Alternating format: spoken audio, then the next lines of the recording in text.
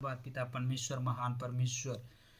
Everyone, मेरे सभी भाई बहनों, आप सभी को जय मसीह की। परमेश्वर आप सबको ब्लेस करें और ढेर सारी खुशियां दें।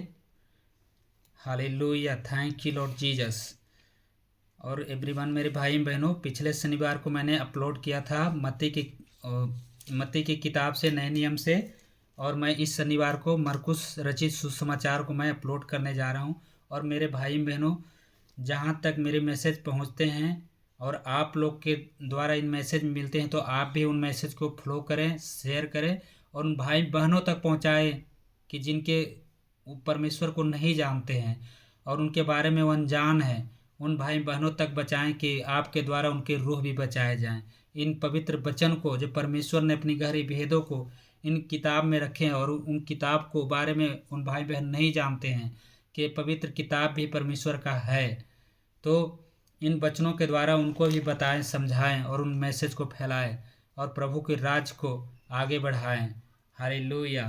तो मेरे भाई बहनों, अब मैं शुरुआत करता हूं इन वचनों को, और इन वचनों को गहराई से, प्रभु को, भेदों को, वचनों को जो परमेश्वर ने अपनी जीवित वचन को इस किताब में, इस वचन में, पवित्र वचन को लिखा है, और सुने और समझे और सामर्थ्य पाएं। परमेश्वर आप सबको ब्लेस करे, समझ दे, बुद्धि दे इन वचनों के द्वारा, और आप अशिक्षित हों और सबको रूहों को बचाएं। Thank you Lord Jesus. Hallelujah. यूहन्ना बपतिस्मा देने वाला का प्रचार, अध्याय मरकुस रचित सुसमाचार, अध्याय पहला। परमेश्वर के पुत्र यीशु मसीह के सुसमाचार का आरंभ, जैसा यशायाह भविष्यवक्ता की पुस्तक में लिखा है, देख मैं अपने दूत को तेरे आगे भेजता हूँ। यहाँ पे परमेश्वर कह रहे हैं कि देख मैं अपने दूत को तेरे आगे भेजता हूँ, जो तेरे लिए मार्ग सुधारेगा। जंगल में एक पुकारने वाले का शब्द सुनाई दे रहा है कि प्रभु का मार्ग तैयार करो और उसके सड़कों सीधा करो। यूहन्ना आया जो जो जंगल में बपतिस्मा देता और पापों को क्षमा के लिए मन फिराव के बपतिस्मा का प्रचार करता था। सारे यहूदियों प्रदेश के और यरूशलेम के सब रहने वाले निकलकर उसके पास आ गए और अपने पापों को मानकर यरदान नदी में उससे बपतिस्मा लिया। Thank you Lord Jesus. Hallelujah. यूहन्ना ऊंट के रोम का वस्त्र पहने और अपने कमर में चमड़े का कटिबंध बांधे रहता था तथा टिड्डियां और वन मधु खाया करता था, और वह प्रचार करता था, मेरे बाद वह आने वाला है जो मुझसे शक्तिमान है, मैं इस योग नहीं कि झुककर उसको जूते का बंद खोलूं। यूहन्ना उन परमेश्वर के बात कर रहे हैं जो प्रभु यीशु मसीह हैं, जो कह रहे हैं कि मेरे बाद जो आने वाला है वो मुझसे भी ताकतवर है और मैं उसके काबिल नहीं हूं कि मैं उनके जूतियों को, बंधन को खोल सकूं। मैंने तो तुम्हें जल से बपतिस्मा दिया है, पर वह तुम्हें पवित्र आत्मा से बपतिस्मा देगा। यीशु का बपतिस्मा और परीक्षा। उन दिनों में यीशु ने गलील के नासरत से आकर यरदान में यूहन्ना से बपतिस्मा लिया, और जब वह जल से निकलकर ऊपर आया तो तुरंत उसने आकाश को खुलते और आत्मा की कबूतर के समान अपने ऊपर उतरते देखा। जब परमेश्वर यीशु ने बपतिस्मा लिए तो आकाश खुल गए और कबूतर के समान उनके ऊपर आत्मा उतरते देखा। निकलकर ऊपर आए, तुरंत उसने आकाश को खुलते और आत्मा को कबूतर के समान अपने ऊपर उतरते देखा, और यह आकाशवाणी हुई, तू मेरा प्रिय पुत्र है, तुझसे मैं प्रसन्न हूँ। तब आत्मा ने तुरंत उसको जंगल की ओर भेजा। जंगल में 40 दिन तक शैतान ने उसको परीक्षा लिया। जब परमेश्वर ने बपतिस्मा लिया, उनके ऊपर आत्मा उतरे। उसके बाद परमेश्वर को आत्मा ने जंगल में ले गए और 40 दिन तक शैतान उनके साथ परीक्षा लिए। जंगल की ओर भेजा। जंगल में 40 दिन तक शैतान ने उसको उसकी परीक्षा की और वह वन पशुओं के साथ रहा और स्वर्गदूत उसकी सेवा करते रहे। यीशु की सेवा कार्यक्रम। यूहन्ना के पकड़वाए जाने के बाद यीशु ने गलील में आकर परमेश्वर के राज का सुसमाचार प्रचार किया और कहा, समय पूरा हुआ है और परमेश्वर का राज निकट आ गया है। मन फिराओ और सुसमाचार पर विश्वास करो। मछुओं को बुलाए जाना। गलील की झील के किनारे जाते हुए उसने शमौन और उसने भाई अंद्रियास को झील में जाल डालते देखा, क्योंकि वे मछुए थे। यीशु ने उनसे कहा, मेरे पीछे आओ, मैं तुम्हें मनुष्यों को मछुए बनाऊंगा। वे तुरंत जालों को छोड़कर उसके पीछे हो लिए। कुछ आगे बढ़कर उसने जबदी के पुत्र याकूब और उसके भाई यूहन्ना को नाव पर जालों को सुधारते देखा। उसने तुरंत उन्हें बुलाया और वे अपने पिता जबदी को मजदूरों के साथ नाव पर छोड़कर उसके पीछे हो लिए। दुष्टात्मा व्यक्ति को चंगा करना। अब परमेश्वर यहाँ पे दुष्टात्मा ग्रस्त व्यक्ति को चंगा कर रहे हैं। तब वे कफरनहूम में आए और वह तुरंत सप्त के दिन आराधनालय में जाकर उपदेश करने लगा और लोग उसके उपदेश से चकित हुए, क्योंकि वह उन्हें शास्त्रियों के समान नहीं परंतु अधिकारी के समान उपदेश देता था। उसी समय उनके आराधनालय में एक मनुष्य था जिसमें एक अशुद्ध आत्मा थी। उसने चिल्लाकर कहा, हे यीशु नासरी, हमें तुझसे क्या काम? क्या तू हमें नष्ट करने आया है? मैं तुझे जानता हूँ, तू कौन है, परमेश्वर का पवित्र जन। यीशु ने उसे डांट कर कहा, चुप रह और उसमें से निकल जा। तब अशुद्ध आत्मा उसकी मरोड़कर और बड़े शब्द से चिल्लाकर उसमें से निकल गई। इसी पर सब लोग आश्चर्य करते हुए आपस में वाद विवाद करने लगे, वह क्या बात है? यह तो कोई नया उपदेश है। वह अधिकार के साथ अशुद्ध आत्माओं को भी आज्ञा देता है और वे उसको आज्ञा मानती हैं। और उसका नाम तुरंत गलील के आसपास सारे प्रदेश में फैल गया। बहुत से बीमारों को चंगा करना। वह तुरंत आराधनालय में से निकलकर याकूब और यूहन्ना के साथ शमौन और अंद्रियास के घर आया। और शमौन की सास ज्वर से पीड़ित थी और उन्होंने तुरंत उसके विषय में उससे कहा। तब उसने पास आकर उसका हाथ पकड़ के उसे उठाया और उसका ज्वर उतर गया और वह उनकी सेवा टहल करने लगे। संध्या के समय जब सूरज डूब गया तो लोग सब बीमारों को और उन्हें जिनमें दुष्टात्माएं थी उसके पास लाए और सारा नगर द्वार पर इकट्ठा हुआ। उसने बहुतों को जो नाना प्रकार की बीमारियों से दुखी थी चंगा किया। बहुत सी दुष्टात्माओं को निकाला और दुष्टात्माओं को बोलने न दिया, क्योंकि वे उसे पहचानती थी। एकांत में यीशु का प्रार्थना करना। भोर को दिन निकलने से बहुत पहले वह उठकर निकला और एक जंगली स्थान में गया और वहाँ प्रार्थना करने लगा। तब शमौन और उसके साथी उसकी खोज में गए। जब वह मिला तो उससे कहा, सब लोग तुझे दृढ़ ढूंढ रहे हैं। उसने उनसे कहा, आओ हम और कहीं आसपास की बस्तियों में जाएं, कि मैं वहाँ भी प्रचार करूं, क्योंकि मैं इसीलिए निकला हूँ।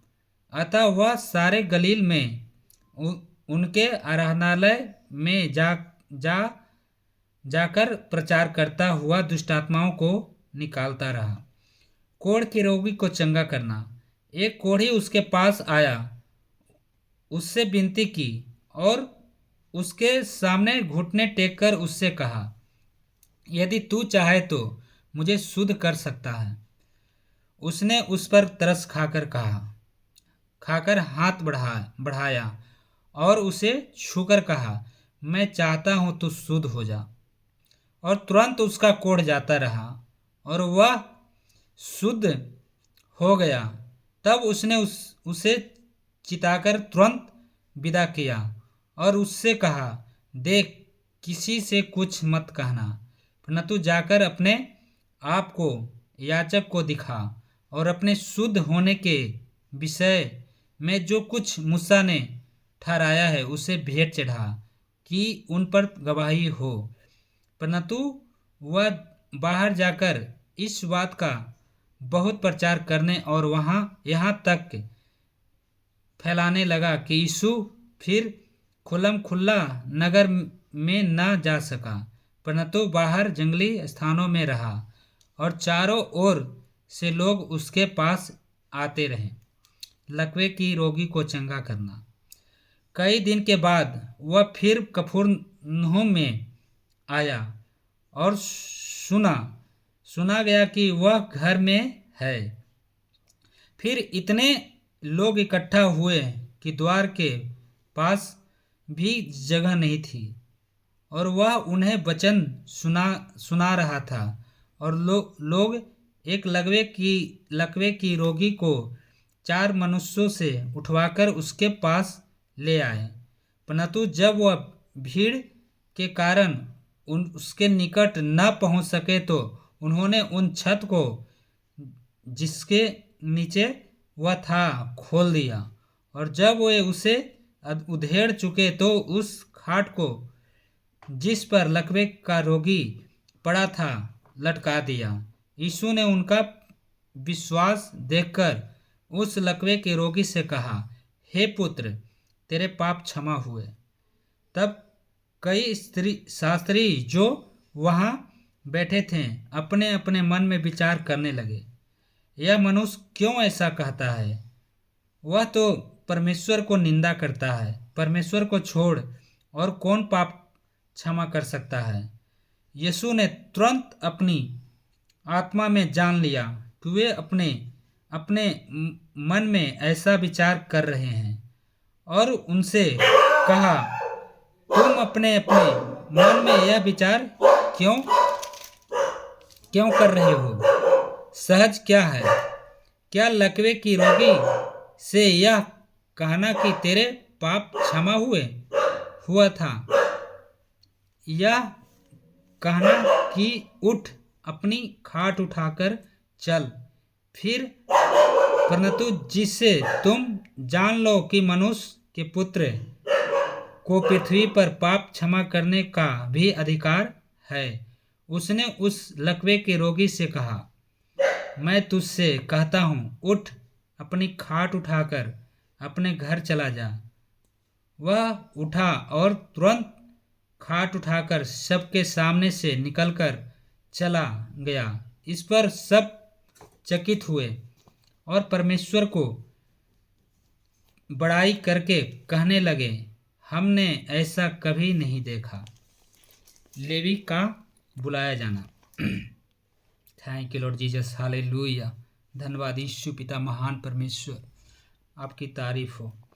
वह फिर निकलकर झील के किनारे गया और सारी भीड़ उसके पास आई और वह उन्हें उपदेश देने लगा। जाते हुए उसने हलफाई के पुत्र लेवी को चुंगी की चौकी पर बैठे देखा और उसने कहा, मेरे पीछे हो ले। और वह उठकर उसके पीछे हो लिया।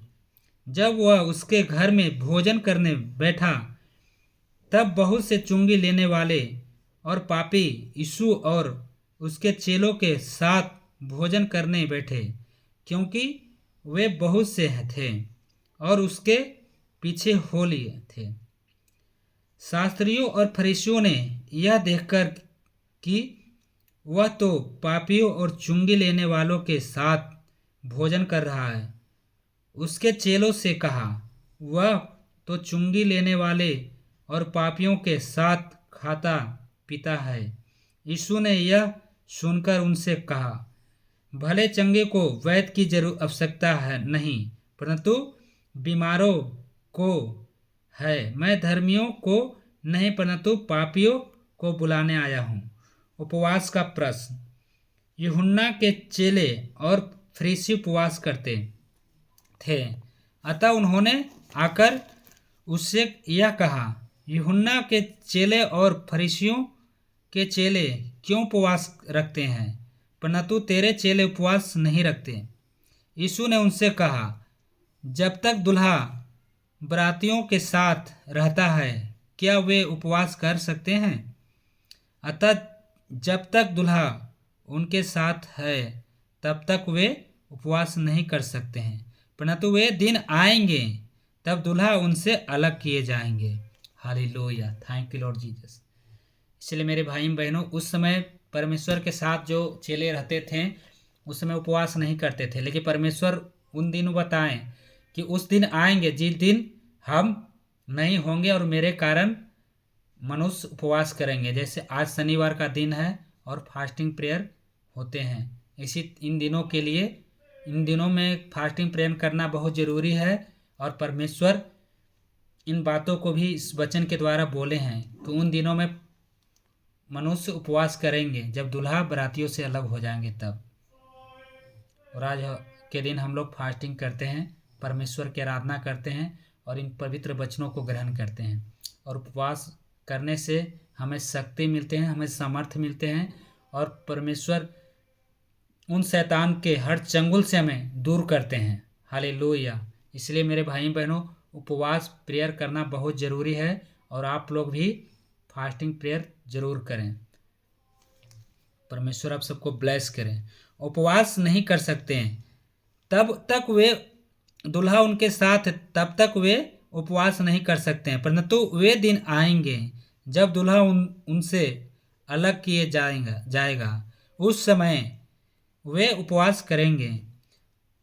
कोरे कपड़े का पेवन पुराने वस्त्र पर कोई नहीं लगाता, नहीं तो वह पेवन उसमें से कुछ खींच लेगा, अर्थात नया पुराने से, और वह पहले से अधिक फट जाएगा।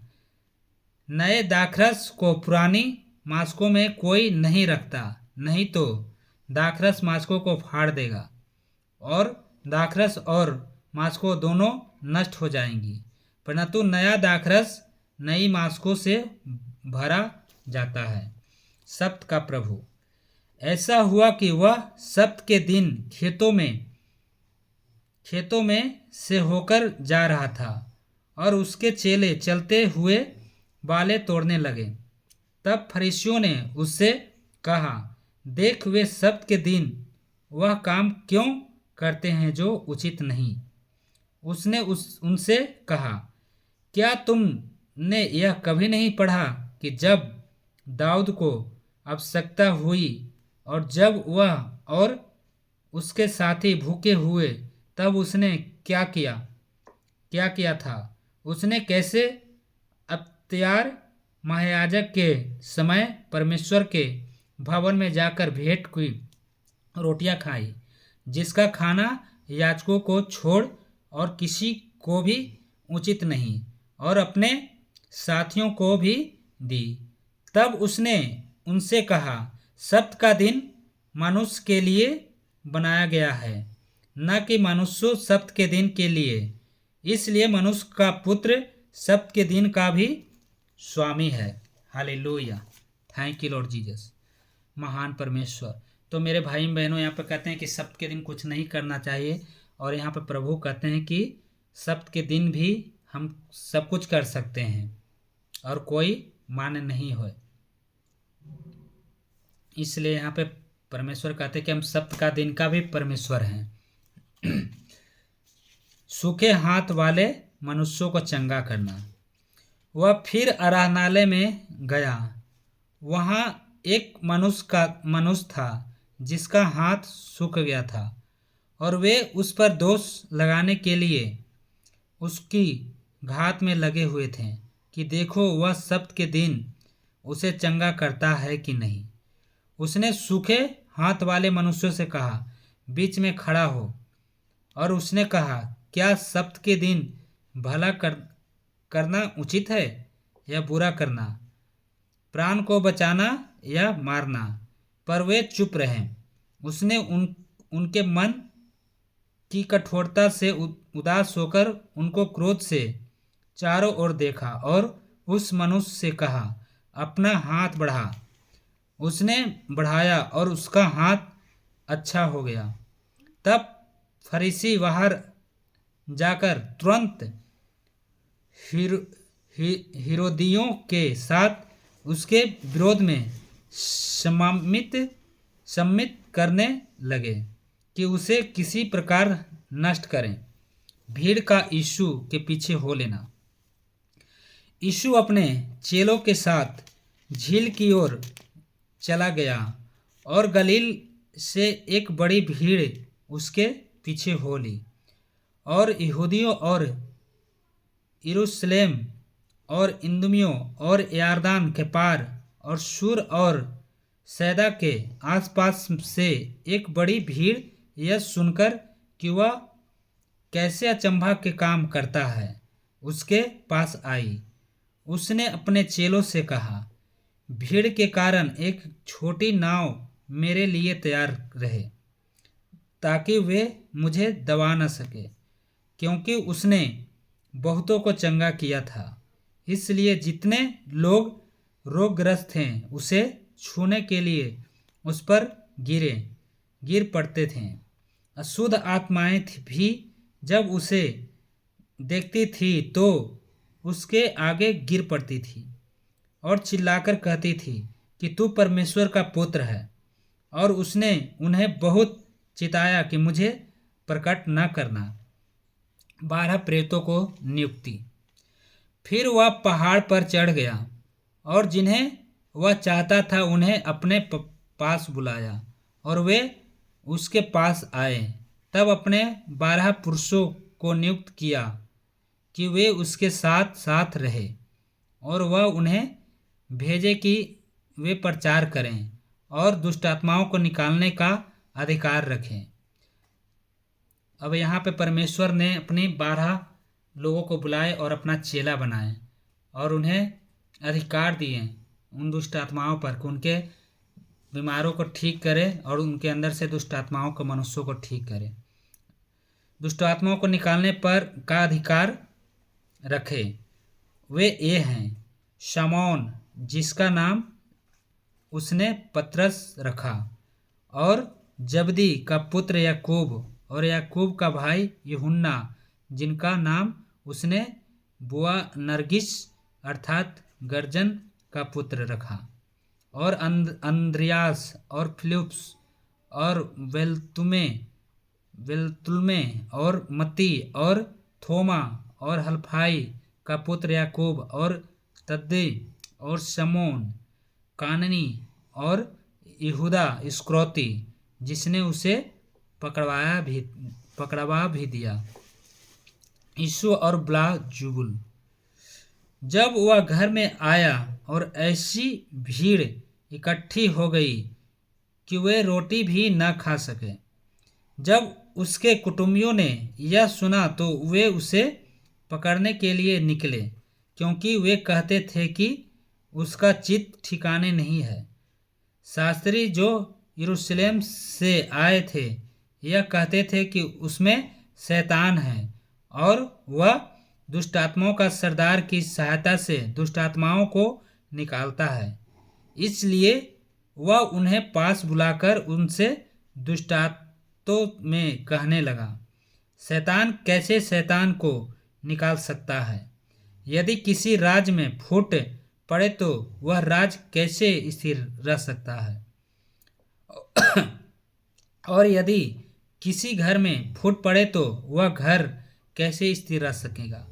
इसलिए यदि शैतान अपने ही विरोधी होकर अपने में फूट डाले तो यह कैसे बना रह सकता है। उसका तो अंत ही हो जाता। परंतु कोई मनुष्य किसी बलवंत के घर में घुसकर उसका माल नहीं लूट सकता जब तक कि वह पहले उस बलवंत को बांध न ले और तब उसके घर को लूट सके। मैं तुमसे सच कहता हूँ कि मनुष्य की संतान के सब पाप और निंदा जो वे करते हैं क्षमा की जाएगी, परंतु जो कोई पवित्र आत्मा के विरुद्ध निंदा करे वह कभी भी क्षमा न किया जाएगा, वरना वह अत्यंत पाप को अपराधी ठहरता है, क्योंकि वे यह कहते थे कि उस में अशुद्ध आत्मा है। Hallelujah, thank you Lord Jesus. यीशु की माता और भाई। तब उसकी माता और उसके भाई आए और बाहर खड़े होकर उसे बुलवा भेजा। भीड़ उसके आसपास बैठी थी और उन्होंने उनसे कहा, देख तेरी माता और तेरे भाई बाहर तुझे ढूंढते हैं। उसने उन्हें उत्तर दिया, मेरी माता और मेरे भाई कौन हैं? और उन पर जो उसके आसपास बैठे थे दुष्ट करके कहा, देखो मेरी माता और मेरे भाई ये हैं, क्योंकि जो कोई परमेश्वर की इच्छा पर चले वही मेरा भाई और बहन और माता है।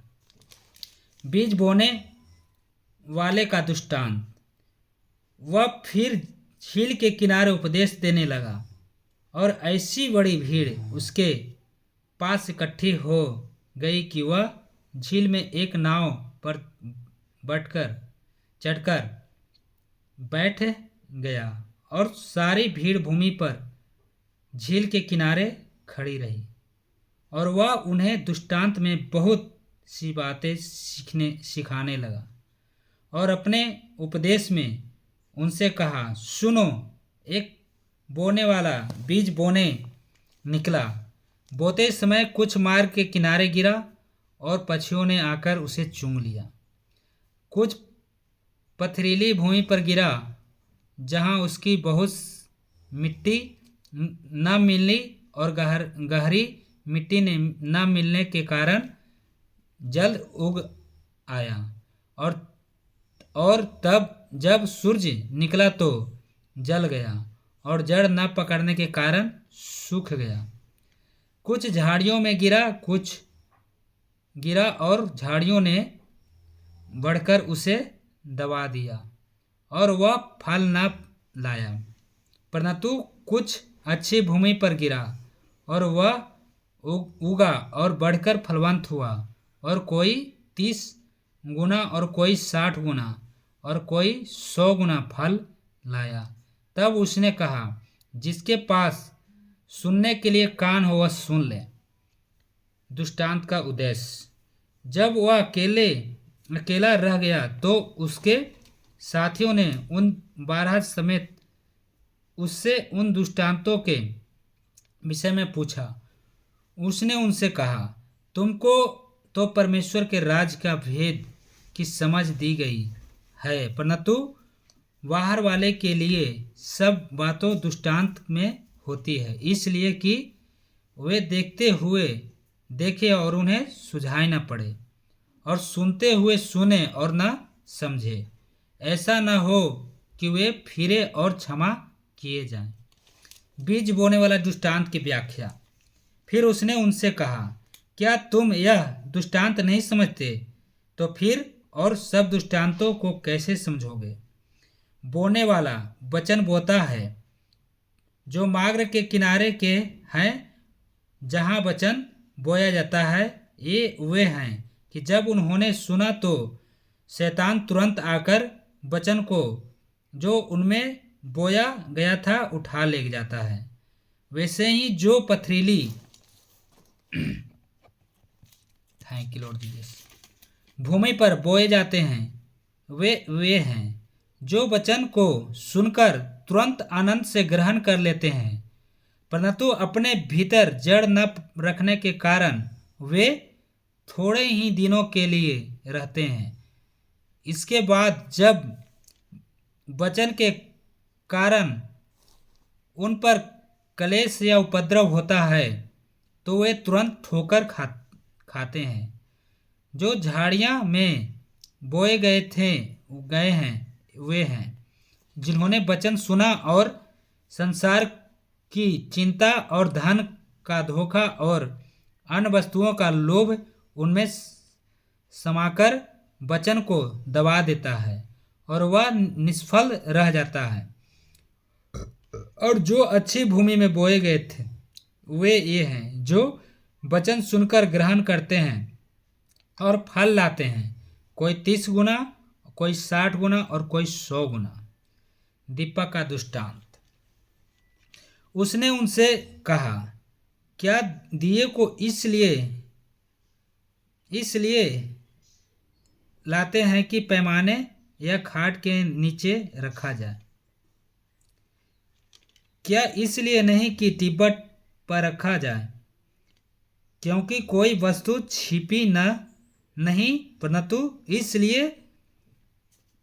इसलिए है कि प्रकट हो जाए, और न कुछ गुप्त पर इसलिए है कि प्रकट हो जाए। यदि किसी के सुनने के कान हो तो वह सुन ले। फिर उसने उनसे कहा, चौकस रहो कि क्या सुनते हो। जिस नाप से तुम नापते हो उसी नाप से तुम्हारे लिए भी नापा जाएगा और तुमको अधिक दिया जाएगा।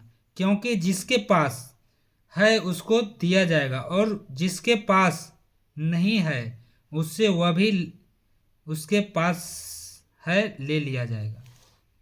उगने वाले बीज का दृष्टांत। Hallelujah, thank you Lord Jesus. फिर उसने कहा, परमेश्वर का राज ऐसा है जैसा कोई मनुष्य भूमि पर बीज छीटे और रात को सोए और दिन को जागे, और वह बीज ऐसे उड़े और उगे और बढ़े कि वह न जाने। पृथ्वी आप फल लाती है, पहले अंकुर, तब बाल और तब बालों में तैयार दाना। परंतु जब दाना पक जाता है तब वह तुरंत हंसिया लगाता है, क्योंकि कटनी आ पहुंची है। राई के दाने का दृष्टांत। फिर उसने कहा, हम परमेश्वर के राज को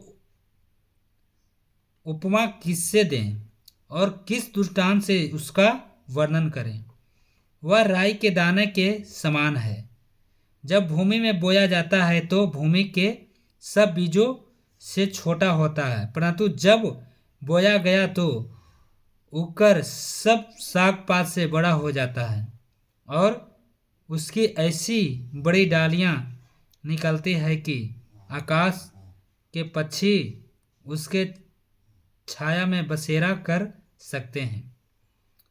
वह उन्हें इस प्रकार के बहुत से दृष्टांतों देकर उनकी समझ के अनुसार वचन सुनाता था, और बिना दृष्टांत कहे वह उनसे कुछ भी नहीं कहता था, परंतु एकांत में वह अपने निज चेले को सब बातों का अर्थ बताता था।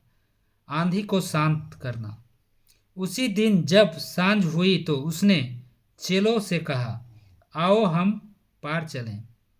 और वे भीड़ को छोड़कर जैसा वह था वैसा ही उससे नाव पर साथ ले चले, और उसके साथ और भी नावें थी।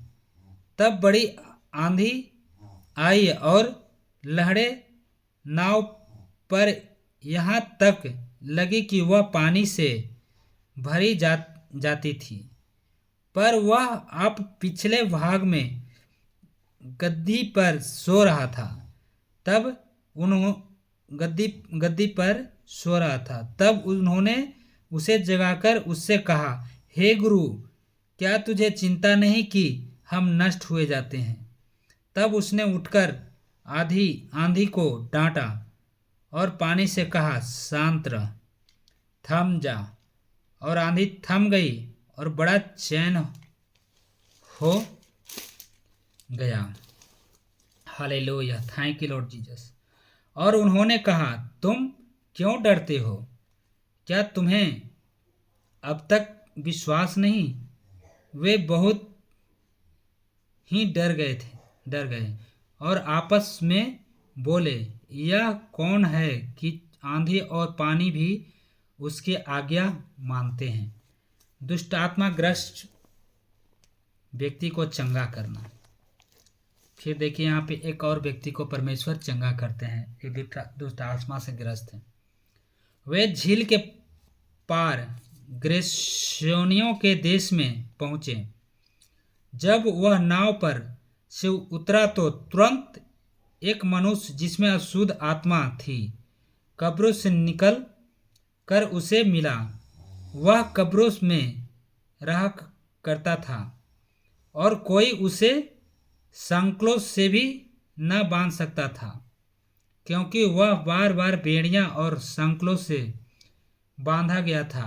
पर उसने संकलों को तोड़ दिया और बेड़ियों के टुकड़े टुकड़े कर दिए थे और कोई उसे वश में नहीं कर सकता था। वह लगातार रात दिन कब्रों और पहाड़ों में चिल्लाता और अपने को पत्थरों से घायल करता था। वह यीशु को दूर ही से देखकर दौड़ा, उसे प्रणाम किया और ऊंचे शब्द से चिल्लाकर कहा, हे यीशु, परम प्रधान परमेश्वर के पुत्र, मुझे तुझसे क्या काम? मैं तुझे परमेश्वर की शपथ देता हूँ कि मुझे पीड़ा न दे। क्योंकि उसने उससे कहा था, हे अशुद्ध आत्मा, इस मनुष्य में से निकल आ। उसने उससे पूछा, तेरा क्या नाम है? उसने उससे कहा, मेरा नाम सेना है, क्योंकि हम बहुत हैं। और उसने उससे बहुत विनती की, हमें इस देश से बाहर न भेज। वहाँ पहाड़ पर सूरों का एक बड़ा झुंड चर रहा था। उन्होंने उससे विनती करके कहा, हमें उन सूरों में भेज दे कि हम उनके भीतर जाएं। अतः उसने उन्हें आज्ञा दी और अशुद्ध आत्मा निकलकर सूरों के भीतर बैठ गई और झुंड जो कोई 2000 का था गड्ढे पर से झपटकर झील में जा पड़ा। कढ़ाई पर से झपटकर झील में जा पड़ा और डूब मरा। उनके चरवाहों ने भागकर नगर और गांवों में समाचार सुनाया और जो हुआ था लोग उससे देखने लगा। यीशु के पास आकर वे उसको, जिसमें दुष्ट आत्माएं थी अर्थात जिनमें सेना समाई थी, कपड़े पहने और सचेत बैठे देखकर डर गया। देखने वालों ने उसका, जिसमें दुष्ट आत्माएं थी और सुरों का पूरा हाल उसको कह सुनाया।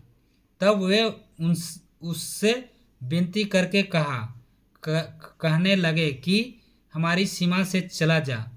जब वह नाव पर चढ़ने लगा तो वह, जिसमें पहले दुष्ट आत्माएं थी, उससे विनती करने लगा, मुझे अपने साथ रहने दे।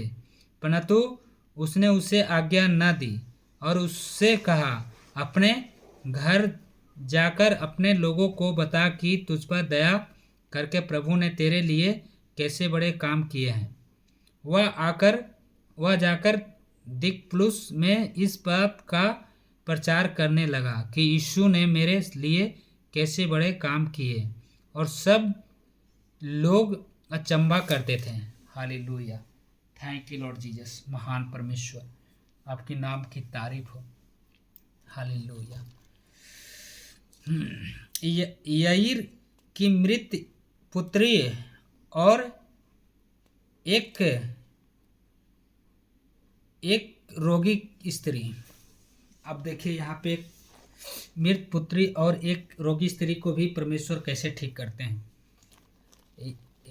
याईर की पुत्री, मृत पुत्री और एक रोगी की स्त्री। जब यीशु फिर नाव से पार गया तो एक बड़ी भीड़ उसके पास इकट्ठी हो गई। वह झील के किनारे ही था कि याईर नामक आराधनालय के सरदारों में से एक आया और उसे देखकर उसके पांवों पर गिरा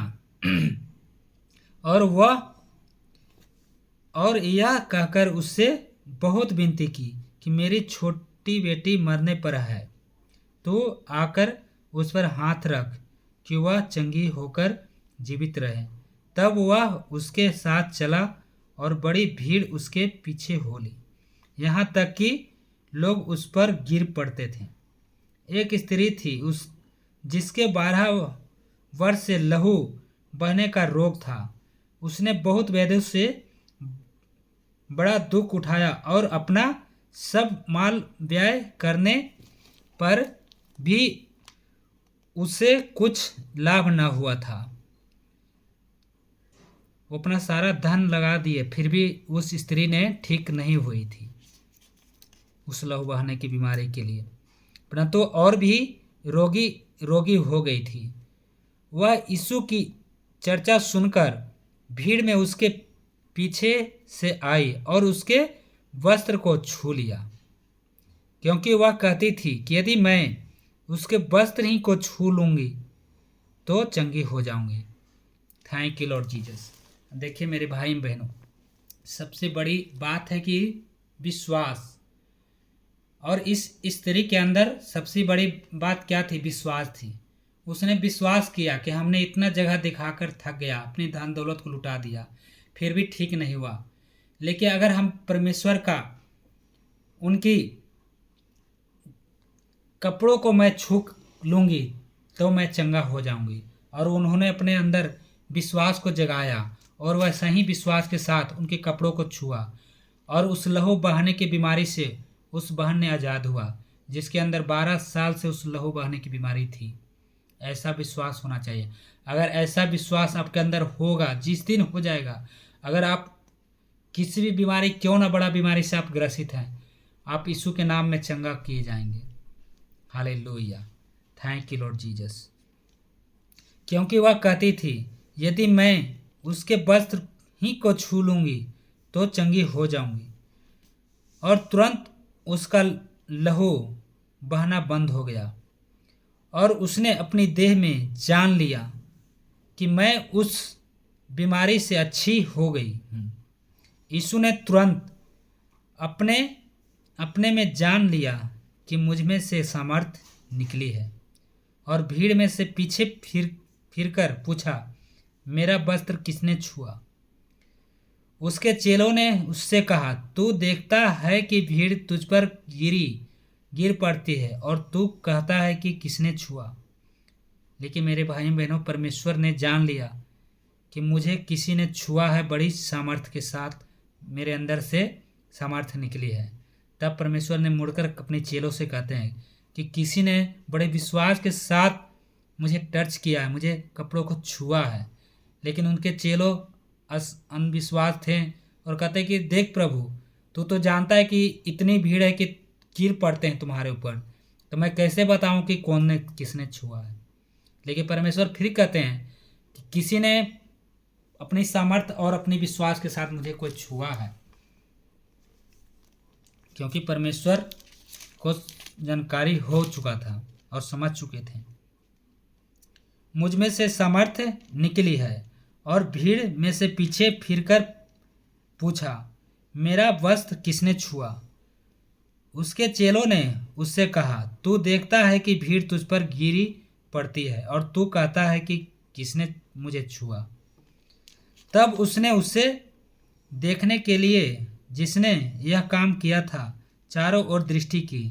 तब वह स्त्री यह जानकर कि मेरी कैसी भलाई हुई है, डरती और कांपती हुई आई और उसके पांवों पर गिर कर उससे सब हाल सच सच कह दिया।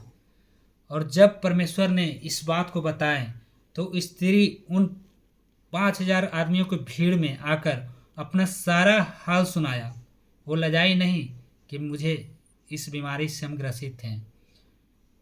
इसी तरह हमारे जब हम चंगे हो जाएं तो हम अपनी कैसी भी क्यों न गवाही हो आपके अंदर, क्यों न लज्जित करने वाली गवाही हो, लेकिन उस गवाही को सब लोगों के सामने उन परमेश्वर के सामने प्रकट करें और अपनी गवाही को दें। और उस औरत ने उसे गवाही को दी, प्रभु के सामने बोली कि हे प्रभु, मैंने आपके कपड़ों को छुआ और हमने चंगा हुआ।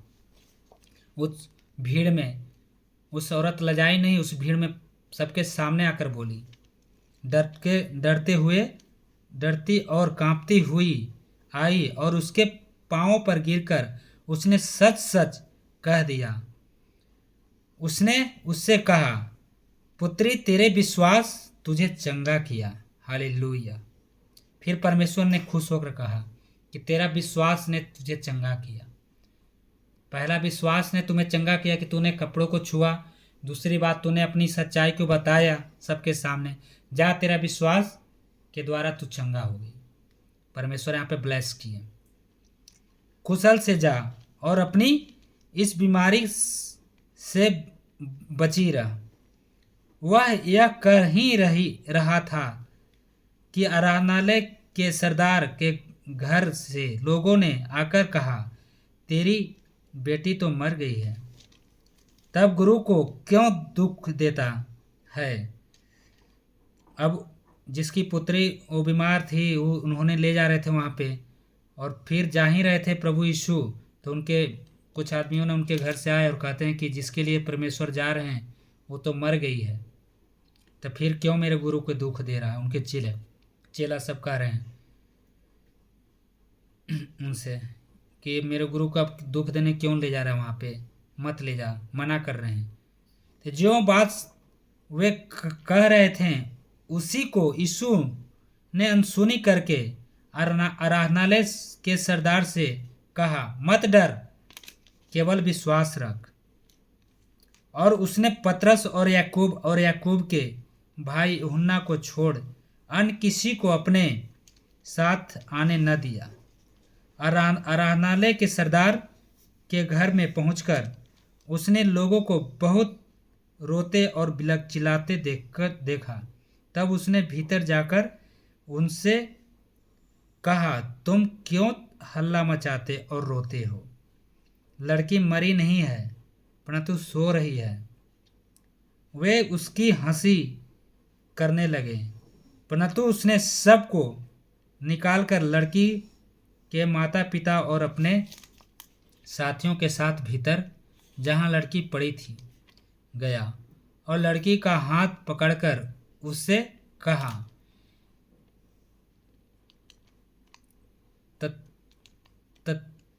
तलिता कुमी, जिसका अर्थ है, हे लड़की, मैं तुझसे कहता हूँ, उठ। और लड़की तुरंत उठकर चलने फिरने लगी, क्योंकि वह 12 वर्ष की थी। इस पर लोग बहुत चकित हो गए। फिर उसने उन्हें चिताकर आज्ञा दी कि यह बात कोई अब जान न पाए, और कहा इसे कुछ खाने को दो। Hallelujah. Thank you Lord Jesus. महान परमेश्वर, सर्वशक्तिमान यीशु, आपका धन्यवाद करता हूँ। आपकी तारीफ हो मेरे पिता परमेश्वर। नासरत में यीशु का अनादर। वहाँ से निकलकर वह अपने देश में आया और उसके चेले भी उसके पीछे गए। सब्त के दिन वह आराधनालय में उपदेश करने लगा और बहुत से लोग सुनकर चकित हुए और कहने लगे, इसको एक बातें कहाँ से आ गई। यह कौन सा ज्ञान है कि जो उसके दिया गया है। कैसे सामर्थ के काम इसके हाथों से प्रकट होते हैं। क्या यह वही बढ़ी नहीं जो मरियम का पुत्र है और याकूब, यसेस, यहूदा और समोन का भाई है। क्या उसकी बहन यहाँ हमारे बीच में नहीं रहती। इसलिए उन्होंने उससे विषय में ठोकर खाई। यीशु ने उससे कहा, भविष्यवक्ता का अपने देश और अपने कुटुंब और अपने घर को छोड़ और कहीं भी निरादर नहीं होता। वह वहाँ कोई सामर्थ्य का काम न कर सका, केवल थोड़े से बीमारों पर हाथ रखकर उन्हें चंगा किया, और उसे उनके अविश्वास पर आश्चर्य हुआ, और वह चारों ओर के गांवों में उपदेश करता फिरा। 12 प्रेरितों का भेजा जाना। उसने 12 को अपने पास बुलाया और thank you Lord Jesus, hallelujah, उन्हें दो दो करके भेजने लगा और उन्हें अशुद्ध आत्माओं पर अधिकार दिया। उसने उन्हें आज्ञा दी, मार्ग के लिए लाठी छोड़ और कुछ न ले, न तो रोटी, न झोली, न बटुए में पैसे, परंतु जूतियाँ पहनो और 2-2 कुर्ते न पहनो। और उसने उनसे कहा, जहाँ कहीं तुम किसी घर में उतरो तो जब तक वहाँ से विदा न हो तब तक उसी घर में ठहरे रहो। जिस स्थान को लोग तुम्हें ग्रहण न करें और तुम्हारी न सुने, वहाँ से चलते ही अपने तलवे की धूल झाड़ डालो कि उन पर गवाही हो। तब उन्होंने जाकर प्रचार किया कि मन फिराओ, और बहुत सी दुष्ट आत्माओं को निकाला और बहुत से बीमारों पर तेल मलकर उन्हें चंगा किया। यूहन्ना बपतिस्मा देने वाले की हत्या। हेरोदेस राजा ने भी उसकी चर्चा सुनी, क्योंकि उसका नाम फैल गया था, और उसने कहा, यूहन्ना बपतिस्मा देने वाला मरे हुओं में से जी उठा है, इसीलिए उससे ये सामर्थ्य के काम प्रकट होते हैं। अन्य लोगों ने कहा, यह एलिया है, परंतु कुछ अन्य ने कहा, भविष्यवक्ता या भविष्यवक्ताओं में से किसी एक के समान है। हेरोदेस ने यह सुनकर कहा, जिस यूहन्ना का सिर मैंने कटवाया था वही जी उठा है। हेरोदेस ने अपने भाई फिलिपुस के पल्ली हेरोदेस के कारण, जिससे उसने विवाह कर लिया था, लोगों को भेजकर यूहन्ना को पकड़वाकर बंदी गृह में डाल दिया था, क्योंकि यूहन्ना ने हेरोदेस से कहा था, अपने भाई की पत्नी को रखना तुझे उचित नहीं। इसलिए हेरोदेसियास उससे बैर रखते थे, और वह यह चाहती थी कि उसे मरवा डाले, परंतु ऐसा न हो सका, क्योंकि हेरोदेस यूहन्ना को धर्मी और पवित्र पुरुष जानकर उससे डरता था और उसे बचाए रखता था, और उसकी बातें सुनकर बहुत घबराता था, पर आनंद से सुनता था। ठीक अवसर आया जब हेरोदेस ने अपनी जन्मदिन में अपनी प्रार्थना और सेनापतियों और गलील के बड़े लोगों के लिए भोज किया, तो हेरोदेसियस की बेटी भीतर आई और नाचकर हेरोदेस को और उसके साथ बैठने वालों को प्रश्न किया। तब राजा ने लड़की से कहा, तू जो चाहे मुझसे मांग, मैं तुझे दूंगा। और उससे शपथ खाई, मैं उससे आधे राज तक जो कुछ तू मुझसे मांगेगी मैं तुझे दूंगा। अपने बाहर जाकर अपनी माता से पूछा, मैं क्या मांगूं? वह बोली, यूहन्ना बपतिस्मा देने वाले का सिर। वह तुरंत राजा के पास भीतर आई और उससे विनती की, मैं चाहती हूँ कि तू अभी यूहन्ना बपतिस्मा देने वाले का सिर एक थाल में मुझे मंगवा दे। तब राजा बहुत उदास हुआ, परंतु अपनी शपथ के कारण और साथ बैठने वालों के कारण उसे टालना न चाहा। अतः राजा ने तुरंत एक सिपाही को आज्ञा देकर भेजा कि उसका सिर काट लाएं। उसने जेल खाने में जाकर उसका सिर काटा और एक थाल में रखकर लाया और लड़की को दिया, और लड़की ने अपनी माँ को दिया। यह सुनकर यूहन्ना के चेले आए और उसके शव को ले गए और कब्र में रखा। प्रेरितों की वापसी और एकांतवास। प्रेरितों ने यीशु के पास इकट्ठे होकर जो कुछ उन्हें किया और सिखाया था सब उसको बताया। उसने उससे कहा, तुम आप अलग किसी एकांत स्थान में चलकर थोड़ा विश्राम करो, क्योंकि बहुत लोग आते जाते थे और उन्हें खाने का अवसर भी नहीं मिलता था। इसलिए वे नाव पर चढ़कर सुनसान जगह में अलग चले गए 5,000 पुरुषों को खिलाना।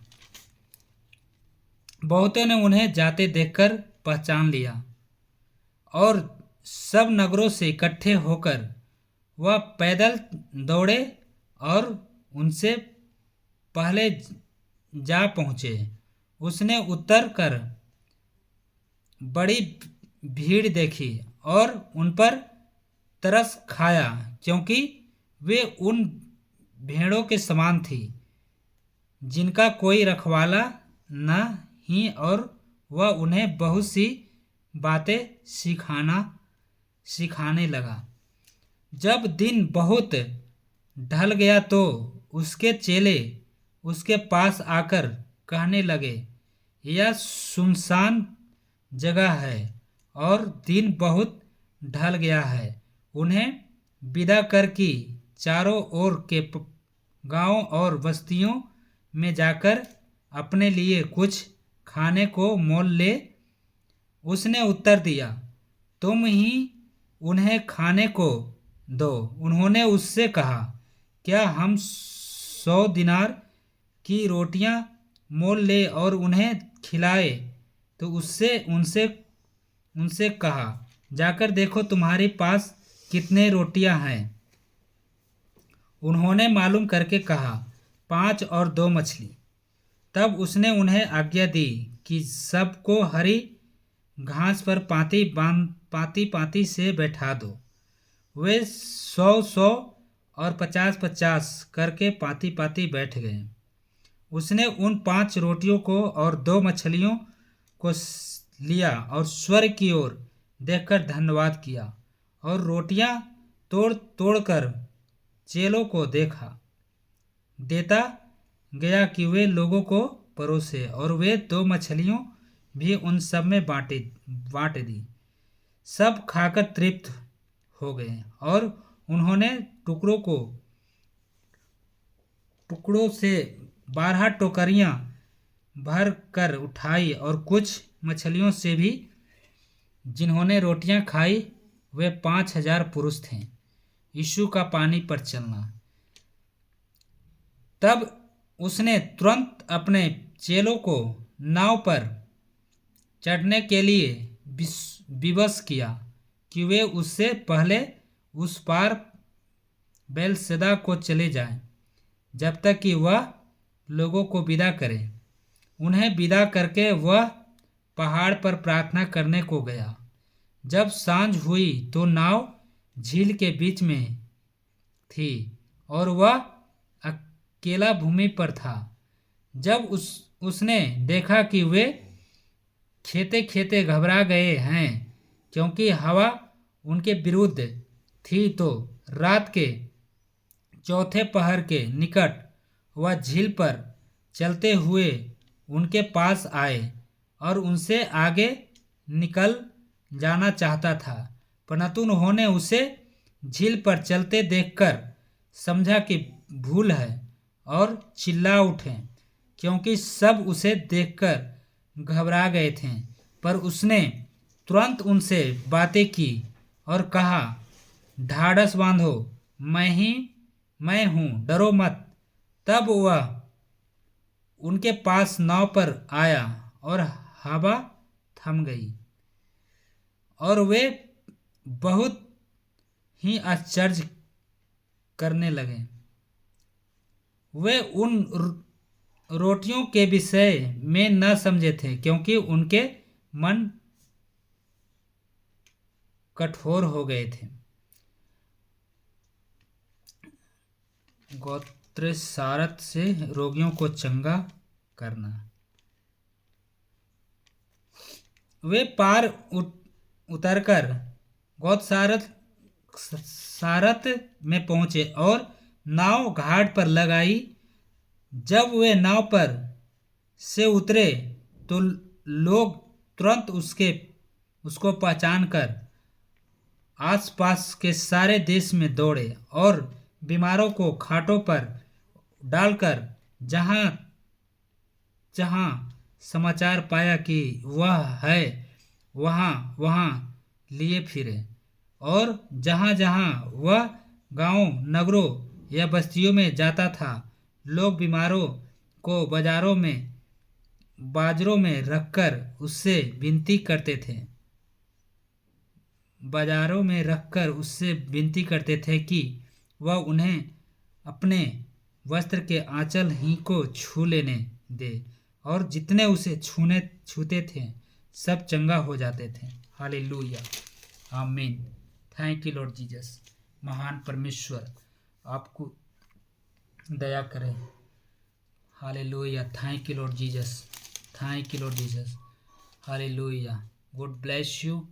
तो मेरे भाई बहनों, आप लोग को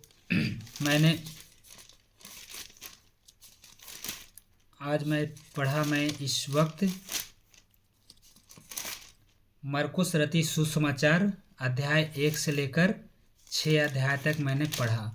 और मेरे भाई बहनों, इन वचनों को इसलिए पढ़ते हैं और अपलोड करते हैं कि आज के ज़माना में तो हम लोग के पास पवित्र बाइबल है, लेकिन बाइबल में लिखा हुआ है, वचन में लिखा हुआ है, परमेश्वर का वचन में, कि एक दिन ऐसा भी दिन आएगा कि तुम्हारे पास इन किताब भी नहीं होंगे, उन चर्च नहीं होगा जिस चर्च में तुम बैठकर आराधना करते हो बड़े आराम से, वो चर्च भी नहीं होंगे और इस बाइबल किताब भी नहीं होगा। और उस दिन सिर्फ मेरे जो वचन हैं यही काम आएंगे। इसलिए मेरे भाई बहनों, जब भी आप इस वचन को सुने तो अपने दिल में इसे उतारें, अपनी आत्मा में इसे प्रकट करें और इन वचनों को अपनी आत्मा में, अपने दिल में रखें कि कल खुदा न खास ऐसा दिन आए कि हमारे बीच में इन पवित्र किताब ना हो और मेरे अंदर पवित्र वचन हो, तो हम हर शैतान की युक्तियों से हम बचाए जा सकते हैं। परमेश्वर हमको इन वचनों के द्वारा हमारी रक्षा कर सकते हैं। तो इसी वचन के साथ मैं इस अध्याय को ख़त्म करता हूँ। फिर अगले एपिसोड में आपको फिर मैं इन वचनों को लेकर आऊँगा 7 अध्याय से। तब तक के लिए परमेश्वर आप सबको ब्लेस करे। हालेलुया, आमीन। परमेश्वर सबको समझ और बुद्धि दे और ज्ञान दे, और आप भी इन वचनों को सुने और आगे को भी इन वचनों को शेयर करें कि आपकी रूह बचे और आपके द्वारा आप सभी भाई बहनों को जिनके पास इन वचन नहीं है, इन किताब नहीं है, जो नहीं जानते परमेश्वर को, उनके पास तक पहुंचाएं। परमेश्वर सबको ब्लेस करे। हालेलुया, आमीन। Thank you Lord Jesus.